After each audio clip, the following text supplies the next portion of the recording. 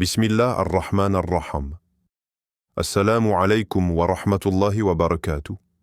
Chers frères et sœurs bien-aimés en islam.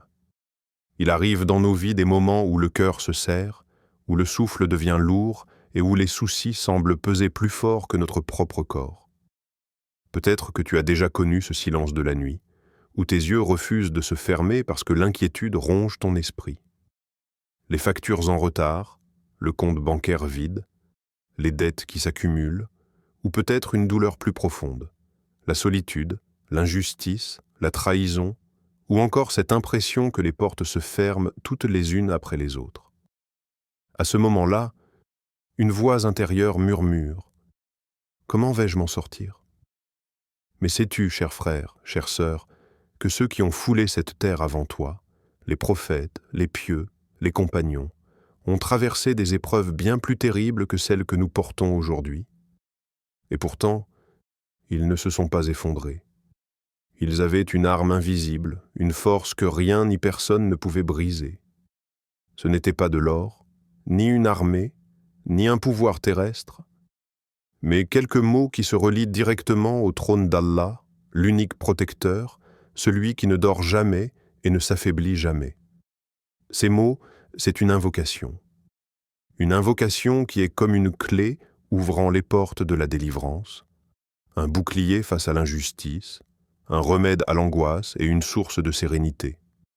Ce sont les paroles sacrées « Hasbunallahu wa ni'mal wakil » « Hasbunallahu wa ni'mal wakil » Allah nous suffit et il est le meilleur garant. Imagine un instant que tu portes un fardeau immense, si lourd qu'il te plie le dos. Tu n'as plus la force de continuer, plus personne ne comprend ta douleur. Et soudain, tu prononces ces mots avec sincérité, du fond de ton cœur, avec la conviction que le Seigneur des mondes entend ton souffle, tes larmes, et même les pensées que tu n'arrives pas à exprimer. C'est comme si ce fardeau se transformait. Il ne disparaît pas forcément tout de suite, mais il devient plus léger, car tu réalises que ce n'est plus toi qui le portes seul. Chaque fois que tu dis « Hasbunallahu wa ni'mal wakil », tu fais un acte de tawakkul, de confiance absolue en Allah. Tu reconnais que les causes matérielles ne suffisent pas, que les efforts humains ont leurs limites, mais qu'Allah n'a pas de limites. Tu transfères ton inquiétude entre ses mains, et lui, le maître de l'univers, prend en charge ton affaire. Et ce n'est pas une simple théorie. Ce sont des paroles que les prophètes eux-mêmes ont récitées dans les moments les plus sombres de leur vie. Ces mots ont traversé les siècles, apaisant des cœurs brisés, soutenant des croyants isolés, libérant des âmes prisonnières de l'angoisse. Alors aujourd'hui, ensemble, nous allons redécouvrir ce trésor prophétique. Nous allons comprendre comment cette invocation peut transformer notre quotidien, comment elle peut éteindre la peur, calmer la tristesse et rallumer l'espoir. Et surtout, comment nous pouvons l'appliquer concrètement dans nos vies à la lumière du Coran et de la Sunna. Mais avant de commencer, un rappel important. Abonne-toi à cette chaîne et active la cloche pour ne rater aucun de ces rappels qui nourrissent l'âme. Chaque partage est une sadaqa jariya, une aumône continue qui peut peser lourdement dans ta balance le jour où chacun cherchera ses bonnes actions. Prépare ton cœur, car ce voyage commence maintenant. 1. L'exemple de Fatima. Quand la foi surpasse la faim, au cœur d'un petit village de l'archipel indonésien, là où les rizières verdoyantes s'étendent à perte de vue, et où l'appel du muezzin se mêle au chant des oiseaux tropicaux, vivait une femme nommée Fatima. Elle n'était ni riche, ni connue, mais son nom allait devenir un symbole de confiance en Allah. Un soir d'orage, la pluie ne s'arrêta pas. Les nuages s'épaissirent, la rivière déborda et l'eau engloutit tout sur son passage. En quelques heures, la maison de bois de Fatima fut arrachée, ses champs noyés, ses réserves de riz emportées. Elle se retrouva sans toit, sans nourriture, avec seulement les vêtements trempés qu'elle portait. Pour beaucoup, c'était la fin. Mais pour elle, ce n'était qu'un nouveau commencement. Chaque matin, à l'aube, quand les premiers rayons du soleil tentaient de percer les brumes laissées par l'inondation, on pouvait voir Fatima assise sur une natte, les mains levées vers le ciel. Ses lèvres, encore marquées par la fatigue et le jeûne involontaire, murmuraient doucement « Hasbunallahu wa ni'mal wakil »« Hasbunallahu wa ni'mal wakil »« Allah nous suffit et il est le meilleur garant ». Elle ne répétait pas ces mots comme une formule magique, mais comme une certitude ancrée. Chaque syllabe était une corde qui la liait au trône d'Allah. Chaque souffle était une preuve qu'elle refusait de céder au désespoir. Dans le village, certains la regardaient avec étonnement. Comment pouvait-elle rester sereine alors qu'elle n'avait plus rien? Les autres sinistrés criaient, demandaient de l'aide à leurs voisins, se disputaient les sacs de riz distribués par les autorités. Elle, au contraire, ne frappait à aucune porte, ne tendait pas la main aux passants. Son attitude intriguait. Quelques semaines plus tard, une ONG musulmane venue de la capitale organisa une mission d'aide. Ils distribuaient des vivres, construisaient des abris provisoires, cherchaient les familles les plus touchées. Et c'est là que l'histoire de Fatima fut remarquée. Pas parce qu'elle criait plus fort que les autres, mais précisément parce qu'elle restait calme. Dans la file d'attente, elle souriait aux bénévoles, remerciait Allah pour chaque morceau de pain, partageait même le peu qu'on lui donnait avec une vieille voisine malade. Un responsable de l'ONG demanda « Comment faites-vous pour garder tant de dignité alors que vous avez tout perdu ?» Fatima baissa les yeux et répondit simplement « Je n'ai rien demandé aux gens, seulement à Allah. Celui qui s'en remet à lui ne manque jamais de rien. » Touchés par sa sincérité, ils décidèrent de l'aider davantage. On lui attribua un petit logement solide, on l'intégra à un projet agricole et on lui offrit un emploi simple mais stable pour subvenir à ses besoins. Elle retrouva une vie digne, mais plus encore, elle devint pour tout le village un rappel vivant que la véritable richesse ne se mesure pas en sacs de riz ni en murs de briques, mais dans la confiance qu'on place en Allah. Ce récit nous fait écho à une vérité profonde enseignée par notre prophète. Celui qui se contente d'Allah, Allah le suffit.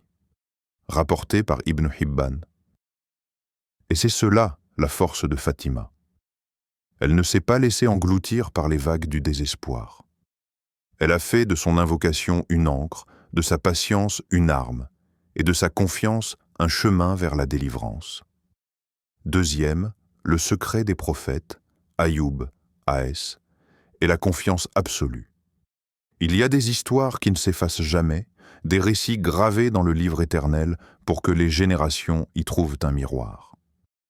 L'histoire du prophète Ayoub, alayhi salam, en est une. Une histoire qui n'est pas seulement racontée, mais vécue dans les cœurs de ceux qui traversent la douleur. Ayoub, A.S., était un homme comblé, richesse abondante, terre fertile, enfants nombreux, santé éclatante. Mais la vie, par la permission d'Allah, se retourna contre lui.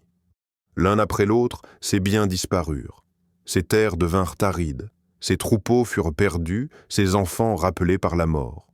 Puis la plus dure des épreuves frappa, sa santé. Son corps s'affaiblit, sa peau se couvrit de plaies, sa force l'abandonna. Lui qui était autrefois entouré de regards respectueux, devint l'homme qu'on évitait, qu'on craignait d'approcher. Les gens s'éloignèrent, les voisins murmurèrent, certains amis l'abandonnèrent. Il ne resta que son épouse fidèle, patiente à ses côtés, témoin d'un homme qui, malgré l'océan de douleur, ne prononça jamais un mot de révolte contre son Seigneur. Et dans cette obscurité, un souffle s'éleva. Pas un cri, pas une plainte amère, seulement une invocation douce, humble, chargée d'espoir. La durru massani, wa anta arhamul rahimin. Le mal m'a touché, et toi, tu es le plus miséricordieux. Sourate Al-Anbiya, 21, 83. Quelle merveille! Il ne dit pas « Seigneur, pourquoi moi ?» Il ne dit pas « Oh Allah, retire-moi cette douleur ?» Non. Dans ces mots, une reconnaissance subtile. Oui, l'épreuve m'a atteint. Mais toi, ô Seigneur, tu es le plus miséricordieux. C'est ici que réside le secret des prophètes. Quand tout s'écroule autour d'eux, leur langue ne cesse de se souvenir d'Allah et leur cœur s'illumine de patience. Et Allah, Al-Lataf, celui qui voit la douleur cachée derrière les sourires, celui qui entend les soupirs dans le silence de la nuit, répondit. Le Coran nous dit qu'Allah rendit à Ayoub non seulement la santé, mais aussi le double de ce qu'il avait perdu, ses biens, ses enfants, sa dignité. Car la promesse d'Allah est vérité. Nous l'exaucâmes, nous lui enlevâmes le mal dont il souffrait, et nous lui rendîmes sa famille, et autant qu'eux encore, par miséricorde de notre part. Sourate Al-Anbiya 21, 84. Imaginez ce moment. Un homme brisé, faible, isolé, soudain relevé, honoré, comblé par la miséricorde divine. Son corps retrouve sa vigueur, son foyer s'illumine à nouveau, et son nom traverse les siècles comme symbole d'endurance.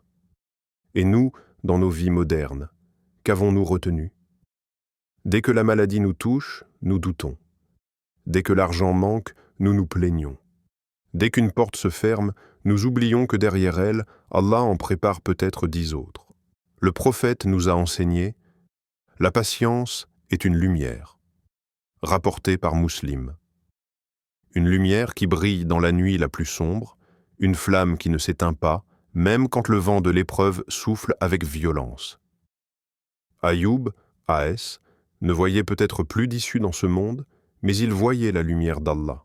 C'est pourquoi ses lèvres n'ont jamais cessé de prononcer des paroles de confiance et de gratitude. Il nous enseigne que la vraie richesse n'est pas dans les biens que l'on possède, mais dans la sérénité du cœur qui s'en remet à Allah. Chaque fois que tu es tenté de dire « Pourquoi moi ?», souviens-toi d'Ayoub, A.S. Chaque fois que tu crois que ton épreuve est insurmontable, rappelle-toi que la patience est une lumière et qu'Allah est Ar-Rahman, le tout miséricordieux, celui qui ne laisse jamais son serviteur dans l'obscurité éternelle. Troisième. La clé spirituelle. Hasbunallahu wa ni'mal wakil. Écoute bien, mon frère, ma sœur. Ces mots que nous allons prononcer ne sont pas de simples syllabes. Ce n'est pas une formule magique, ni une récitation mécanique. C'est une déclaration, un cri du cœur, une affirmation de foi qui relie le serviteur à son Seigneur. Hasbunallahu wa ni'mal wakil. Hasbunallahu wa ni'mal wakil. Allah nous suffit et il est le meilleur garant. Cette invocation est la clé. La clé qui ouvre les portes de la délivrance, la clé qui ferme les portes de l'angoisse. Celui qui l'a dit avec certitude n'a plus besoin de supplier les créatures, ni de s'accrocher désespérément à ce monde fragile. Souviens-toi du Coran, Sourate El-Imran, 373. Allah décrit une scène bouleversante. Les croyants étaient menacés par une armée immense. L'ennemi les encerclait, les avertissements pleuvaient, les gens se sont rassemblés contre vous, craignez-les. Quelle aurait été ta réaction? La peur? La fuite? L'hésitation? Mais eux, les vrais croyants, répondirent d'une seule voix « Hasbunallahu wa ni'mal wakil ». Allah nous suffit, et quel excellent protecteur. Résultat, Allah les apaisa, renforça leur foi et les fit triompher. Là où d'autres auraient tremblé, ils furent sauvés par la puissance de ces mots. Regarde bien la force de cette phrase. Elle se divise en 2 parties. Hasbunallah. Allah nous suffit. Cela veut dire, peu importe le nombre d'ennemis, peu importe la taille des dettes, peu importe la lourdeur de la maladie, Allah me suffit. Quand les remèdes échouent, quand les portes se ferment, quand les gens me tournent le dos, Allah reste. Et lui seul est capable de suffire à mes besoins. Ni'mal wakal. Quel excellent garant. Un wakal, c'est celui à qui tu confies tes affaires. Mais ici, il ne s'agit pas d'un avocat ou d'un protecteur terrestre, non. C'est Allah, celui qui contrôle le monde visible et invisible, celui qui n'est jamais distrait, celui qui n'oublie personne. Quel garant pourrait être meilleur que lui? Réalise ce que tu dis lorsque tu prononces cette phrase. Tu déposes ton cœur dans les mains d'Allah. Tu lui confies ta vie, tes soucis, ton avenir. Tu déclares devant l'univers entier « Je n'ai pas besoin de dépendre des créatures, car le Créateur me suffit. » Alors pourquoi nos cœurs s'agitent-ils encore? Parce que nous disons ces mots avec nos lèvres, mais sans les ancrer dans notre âme. Dis-les avec conviction. Dis-les en te souvenant de tous ceux qui les ont dit avant toi, les prophètes, les martyrs, les croyants persécutés, les voyageurs solitaires, les malades couchés sur leur lit. Tous ont trouvé dans cette invocation une force inépuisable. Imagine-toi au bord d'un précipice. Le monde entier veut ta chute. Tu n'as plus de soutien, plus d'alliés. Mais soudain, tu cries « Hasbunallahu wa ni'mal wakil » et une main invisible te relève, une protection t'enveloppe, une paix descend sur ton cœur. Voilà ce que cette phrase accomplit. Alors retiens bien. Chaque fois que tu es tenté par la panique, chaque fois que le doute s'installe, arrête-toi, respire profondément. Et dis avec ton cœur avant ta langue « Hasbunallahu wa ni'mal wakil ». Ces mots ne changent pas seulement les situations, ils changent ton regard, ton état intérieur, ta façon de traverser l'épreuve. Et lorsque ton cœur est apaisé, Allah ouvre des portes que tu n'aurais jamais imaginées. 4e. Comment l'appliquer? Plan, Sunna, en 4 étapes. Tu as entendu cette invocation. Tu sais maintenant sa force, tu as vu comment elle a soutenu les prophètes, les croyants, les gens simples comme Fatima et tant d'autres. Mais une question se pose. Comment, toi, dans ta vie quotidienne, tu peux l'intégrer? Comment faire de Hasbunallahu wa ni'mal wakil, non pas seulement une phrase que tu connais, mais une arme spirituelle qui bat au rythme de ton cœur? Laisse-moi te partager un petit plan, simple, inspiré de la Sunna et de l'expérience des pieux. Un plan en 4 étapes que tu peux appliquer dès aujourd'hui. 1. Au réveil, commence la journée avec ton cœur aligné, avant même que ton téléphone ne sonne. Avant même que tes yeux ne s'habituent à la lumière du matin, pose ta main sur ton cœur. Ferme les yeux. Dis doucement, mais avec profondeur, « Hasbunallahu wa ni'mal wakil » 33 fois et ajoute, « Ya Allah, tu es mon garant aujourd'hui. » Fais-le avant Fajr, quand la maison est encore silencieuse. Tu verras, ce moment devient comme un pacte entre toi et ton Seigneur. Tu déclares que tu refuses de commencer la journée avec l'angoisse, les soucis, les calculs. Non, tu commences avec la confiance. 2. Avant de sortir de chez toi, marche avec une armure invisible. Nous sortons chaque jour, parfois confiants, parfois nerveux. Mais souviens-toi, dehors, il y a des épreuves, des tentations, des dangers visibles et invisibles. Avant d'ouvrir la porte, arrête-toi quelques secondes. Inspire profondément. Puis, répète cette invocation 7 fois, avec une intention claire « Je sors, Ya Allah, mais c'est toi qui protèges mes pas. » À ce moment, imagine que chaque pas est accompagné d'anges, que chaque détour est sous la protection d'Allah. Tu pars au travail, à l'école, au marché, mais ton cœur reste accroché à lui. Tu ne marches plus seul. 3. Après chaque prière, ancre la sérénité dans ton âme. La prière est déjà un moment de paix, mais combien de fois nous sortons de la sala pour replonger dans nos soucis? Alors, après avoir dit ton tasbah, prends 1 minute de plus, répète « Hasbunallahu wa ni'mal wakil » 11 fois. Ne compte pas seulement avec tes doigts, compte avec ton cœur. Chaque répétition est comme une brique qui renforce la forteresse intérieure. Et quand viendront les mauvaises nouvelles, tu seras déjà préparé. Ton âme aura appris à se tourner vers Allah avant même de se tourner vers les gens. 4. Affiche-la. Que tes yeux la voient, que ton esprit s'en imprègne. La mémoire est faible, le quotidien nous distrait. Alors écris cette invocation sur un post-it collé à ton miroir, sur un carnet à ton bureau, en fond d'écran de ton téléphone. Mets-la dans les endroits où ton regard se pose le plus souvent. Ainsi, chaque fois que tu lèves les yeux, tu te rappelles « Allah me suffit, il est le meilleur garant ». Ce n'est plus seulement une phrase dans ton livre de dhikr, mais une présence vivante dans ton quotidien. Et écoute ce témoignage. Omar, un réfugié syrien, me racontait qu'après avoir perdu sa maison, son commerce et tout ce qu'il avait, Il commença à répéter cette invocation 33 fois chaque matin. Pas avec désespoir, mais avec certitude. Il disait « Je n'ai rien entre mes mains, mais Allah a tout ». Quelques mois plus tard, il trouva un emploi.